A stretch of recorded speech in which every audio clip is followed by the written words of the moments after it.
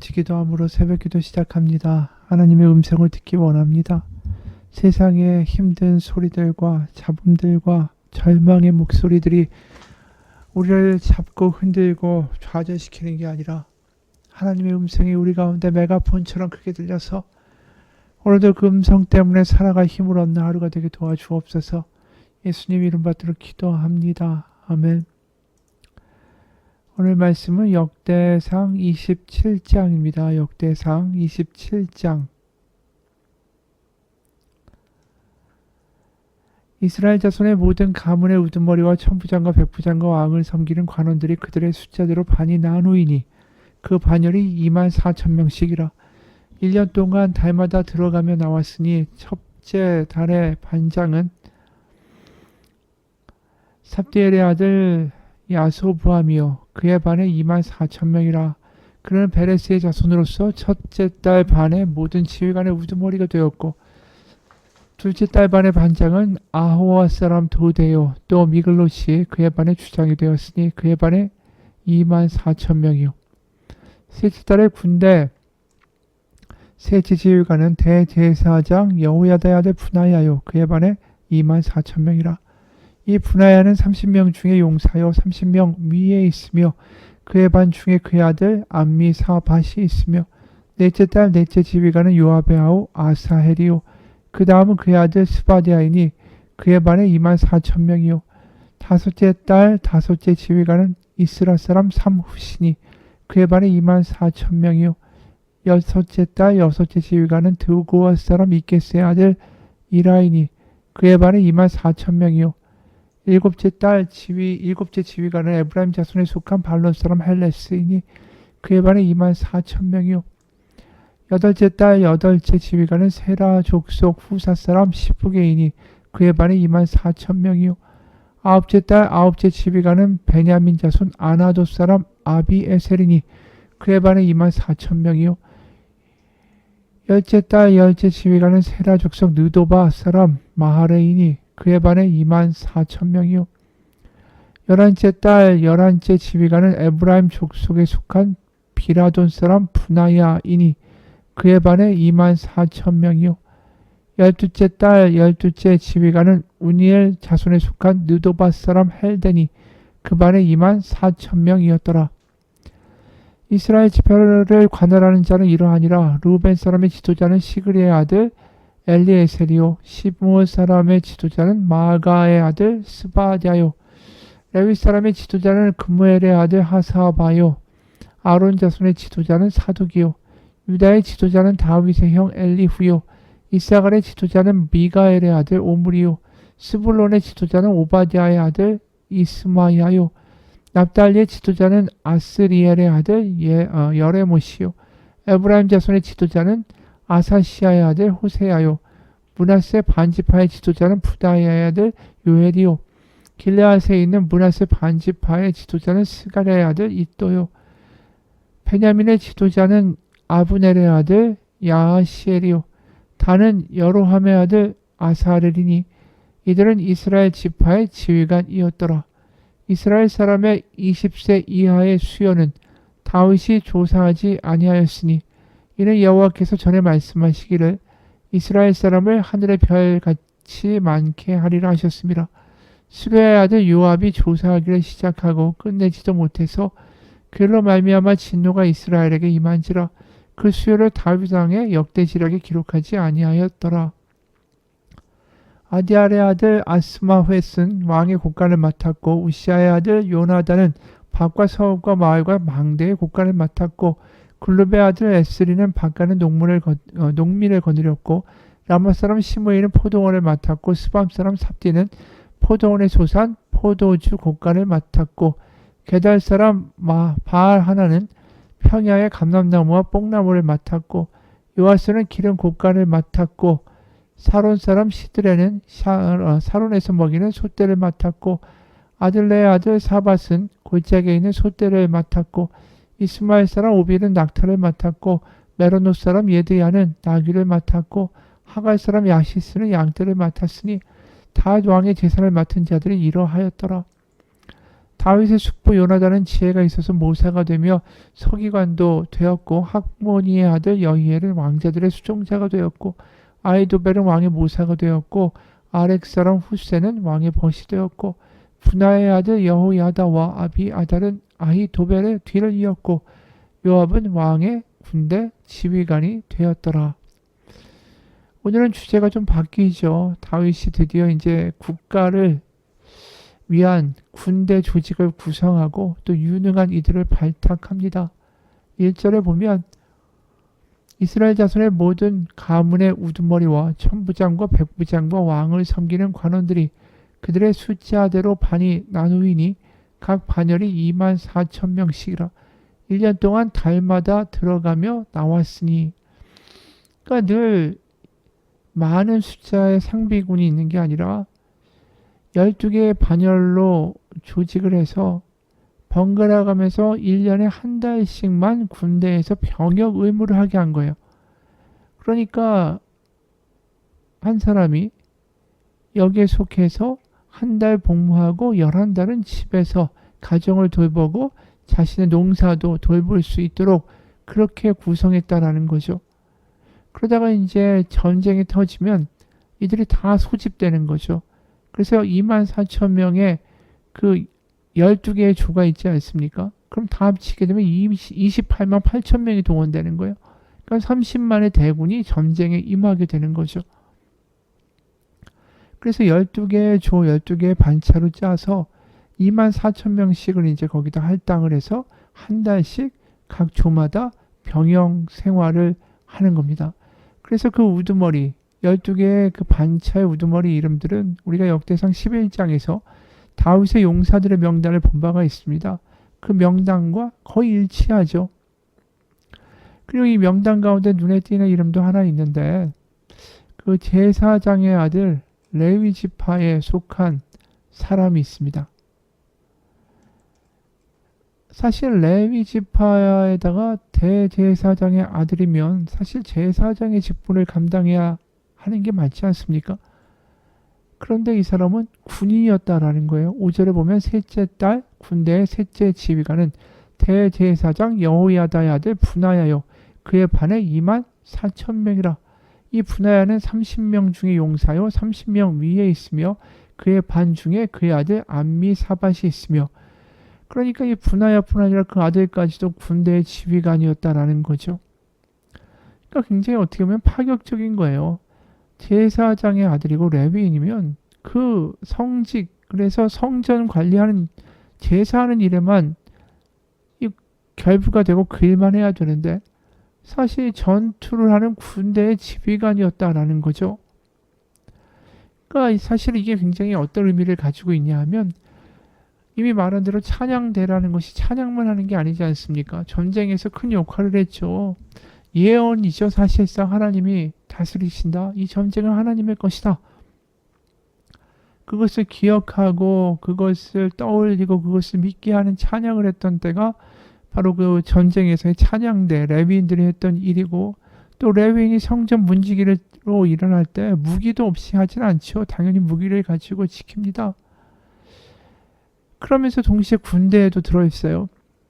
그러니까 하나님을 섬기는 일, 또 성전을 지키는 일, 또 나라를 지키는 일, 이게 다 어떻게 보면 하나로 연결되어 있다는 것을 우리가 보게 되죠. 그러니까 다 신앙적 바탕에서 움직이는 거예요. 레위인이 군대에도 들어와 있다. 성전도 지킨다. 찬양대를 하면서 전쟁에 나간다. 모든 같은 맥락인 거죠. 하나님 없이는 나라가 설 수 없다. 이게 근본적으로 지금 이 인력의 배치에서도 분명하게 드러나는 거죠. 이 분하라는 사람은 나중에 이 다윗의 아들 아도니아가 솔로몬이 아니라 자기가 왕이 되겠다라고 했을 때 다윗의 명을 따라서 솔로몬을 지키고 세우는 일을 합니다. 솔로몬의 명대로 나중에 그 다윗의 아들 형제죠. 아도니아와 또 요압 군사령관을 죽입니다. 다윗의 유언대로. 그래서 나중에 이 분하야는 군사령관까지 오르게 되죠. 그러니까 제사장 집안 사람이 군사령관까지 하게 되는 일이 벌어지게 되는 거예요. 그러니까 이게 사실은 다 합쳐지는 거죠. 하나님을 섬기는 일이 나란 일이고, 나라를 지키는 일이고, 또 왕과 함께 살아가는 일이다. 그 다음에 다윗은 또 각 지파별로 12명의 지방행정장관을 임명을 합니다. 당연히 각 지파별로 땅이 분배됐으니까 지파별로 이 지방의 행정장관을 임명하는 게 당연한 처사일 수밖에 없죠. 그러니까 이 사람들이 지파와 중앙의 왕과의 어떤 의사소통의 채널이 되는 것입니다. 근데 12지파라고 하면 다 12지파가 있느냐? 사실 이 명단을 보게 되면 두 개의 지파가 빠져 있다는 걸 알게 됩니다. 갓지파, 아셀지파는 빠져 있어요. 그리고 대신에 레위지파에서 2명의 장관이 나옵니다. 그리고 므낫세 반지파가 원래 동편의 반지파, 서편의 반지파씩 존재했었죠. 쪼개져 있으니까 므낫세 반지파에 이 지방행정장관을 따로따로 보냅니다. 그러니까 므낫세 지파가 2명을 차지하게 되고 레위 지파에서 2명을 차지하게 되죠. 그 대신에 각과 아셀 지파가 빠지니까 12명의 군대 지방장관이 임명되게 됩니다. 17절에 보면 레위 사람의 지도자는 금무엘의 아들 하사바요, 아론 자손의 지도자는 사독이다. 그러니까 아론 지파 제사장이 이 가문을 하나의 또 지파와 동등하게 세워주는 거죠. 여기서 뭐가 드러납니까? 레위 지파에 대한 특별한 배려와 비중이 드러나는 겁니다. 이 레위인이나 제사장들이 굉장히 우대를 받고 있다는 것을 사실은 우리가 발견하게 돼요. 다윗의 왕국 자체가 왕이 다스리는 나라가 아니라 사실상 하나님의 말씀, 율법이 다스리는 나라이기 때문인 것입니다. 그러니까 레위인들이 그 하나님의 율법을 잘 선포하고 그 말씀대로 백성들이 살아가도록 이야기하고 지도하지 아니하면 언제든지 이 나라는 무너질 수 있다. 그 생각을 가지고 사실은 이 모든 제도가 구성되고 있는 거죠. 그리고 다윗은 왕실의 재정을 담당하는 관리들도 임명합니다.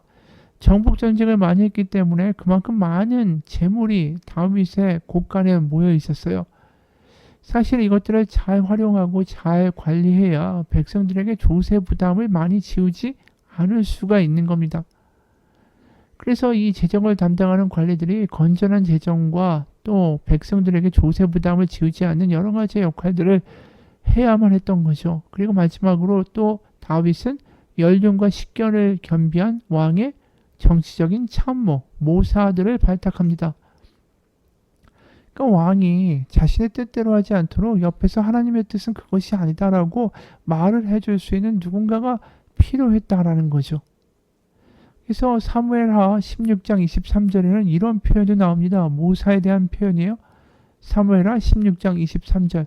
그때 아이도벨이 베푸는 계략은 사람이 하나님께 물어서 받은 말씀과 같은 것이라. 이 모사들이 하는 말이 결국 하나님의 말씀에 의거해서 말한다라는 거 아닙니까? 그러니까 나중에 르호보암, 바로 다윗의 손자고 솔로몬의 아들인 르호보암이 모사, 원로들의 조언을 듣지 않아서 결국 나라가 북왕국과 남왕국으로 쪼개지는 일이 벌어지게 되죠. 그러니까 왕이 마음대로 할 수 있는 게 아니라는 거예요. 분명히 레위인들이 하나님의 말씀을 분명하게 이야기하고 있고 또 모사는 하나님의 말씀을 자꾸만 왕에게 일깨우고 있고,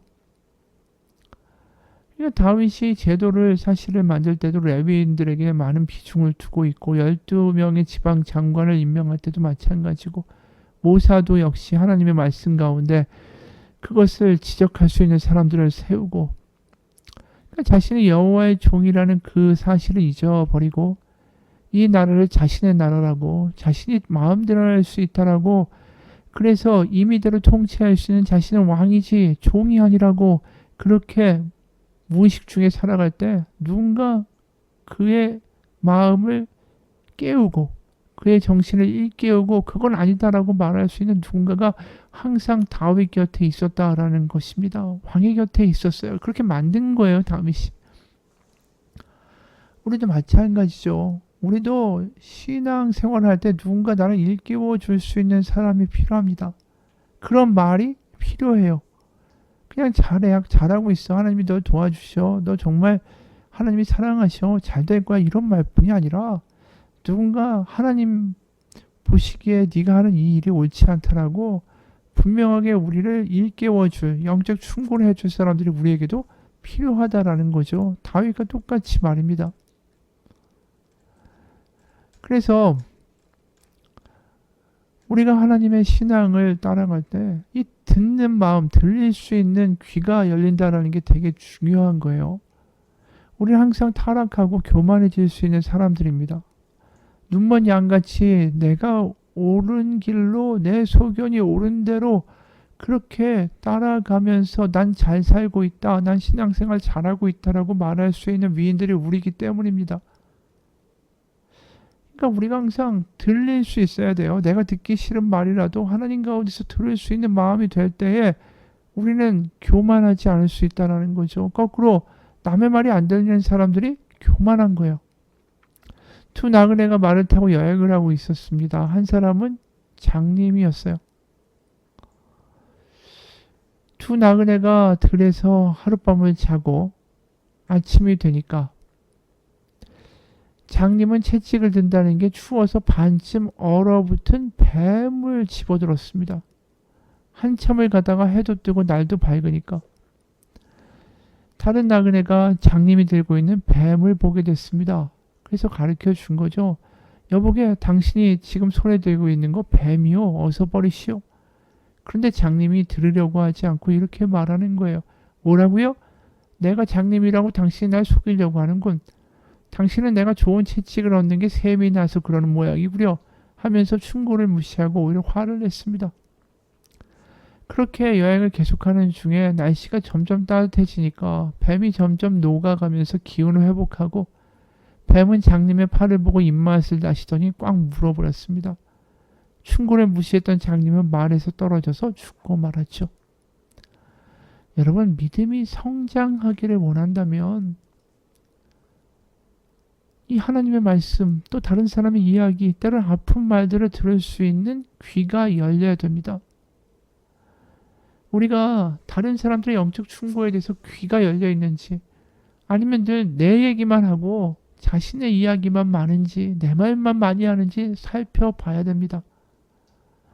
다 알고 있어요. 다 알아요. 내가 알아서 할게요 라는 말만큼 무서운 말이 없습니다. 세상에 그런 이야기가 있죠. 귀가 둘이고 눈이 둘이고 입이 하나인 건 많이 보고 많이 듣되 말하기는 적게 하라는 하나님의 뜻이라고. 여러분, 우리의 귀는 열려 있습니까? 같이 기도하겠습니다. 하나님, 귀를 닫아 걸고 내 뜻과 내 맘대로 하면서 나 다 안다라고 말하는 교만을 떠는 작자가 되지 않게 하옵소서. 다윗은 왕이 되었지만 두려워합니다. 자신의 귀가 막힐까봐. 주변에 자신을 위하여 하나님의 말씀이라고 말해줄 이들을 주변 가운데 다 만들어 놓고 그는 항상 왕이 아니라 여호와의 종으로 살기를 선택합니다.